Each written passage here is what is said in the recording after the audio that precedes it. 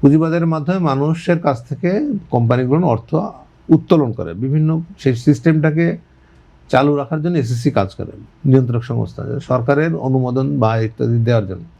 কিন্তু যখন তারা পুঁজি পাচ্ছে না তখন তো ইন্ডাস্ট্রি এগোবে না।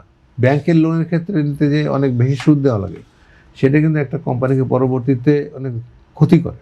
অর্থাৎ এই মানুষ, অন্যান্য দেশে আমরা দেখি যে মানুষ ব্যাংকের থেকে, কোম্পানিগুলো ব্যাংকের থেকে লোন না নিয়ে পুঁজিবাজারে বিনিয়োগকারীদের কাছ থেকে চাঁদা আকারে টাকাটা নেয়, আপনার শেয়ার ছেড়ে সেকেন্ডারি মার্কেটে বা প্রায় মানে আইপিও ছেড়ে, সেটা পুরো আপনি কয়েক মাস বন্ধ করে খেয়ে দিলেন, 1.5 বছর। এটা হতে পারে না। তার মানে এই সময় কিন্তু শিল্পের বিকাশটা বন্ধ ছিল। পদ্মা সেতু, মেট্রো রেল এবং এলিভেটেড এক্সপ্রেসওয়ে নির্মাণের গর্বিত অংশীদার বসুন্ধরা সিমেন্ট।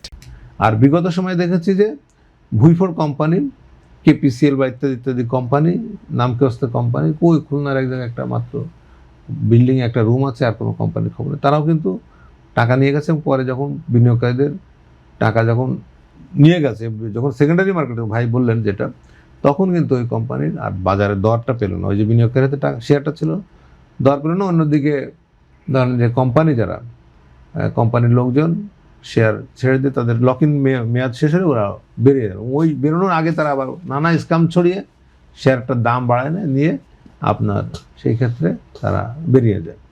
আজকে যে একটু আগে যে কথা বলেন যে এস আলমের কোম্পানি বা আপনি আলোচনার ক্ষেত্রে বলছিলেন যে ইসলাম ব্যাংকের শেয়ারের দাম নাকি মানে এটা এস আলম কিনে নিচ্ছে, শুনতেছে তার কাছে থাকবে না।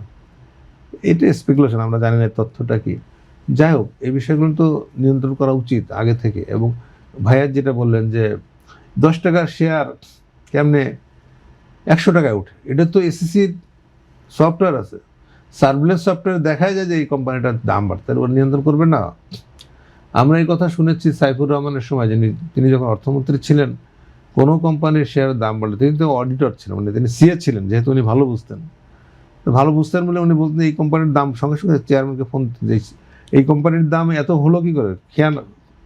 অর্থমন্ত্রী খোঁজ নিতেন যে এই কোম্পানির দাম এত বাড়লো কী করে, খোঁজ নাও কেন। এইভাবে কিন্তু বাজারটাকে তারা নিয়ন্ত্রণে রেখেছিল। অর্থাৎ আমরা যদি বলি যে এসএসসির কোনো দায় নেই শেয়ার বাজার লেনদেনের ক্ষেত্রে, এটা বলা ঠিক না। বাংলাদেশের মতন তৃতীয় বিশ্বের দেশে যেহেতু স্ক্যাম হয়, অবশ্যই তাদের দায় আছে।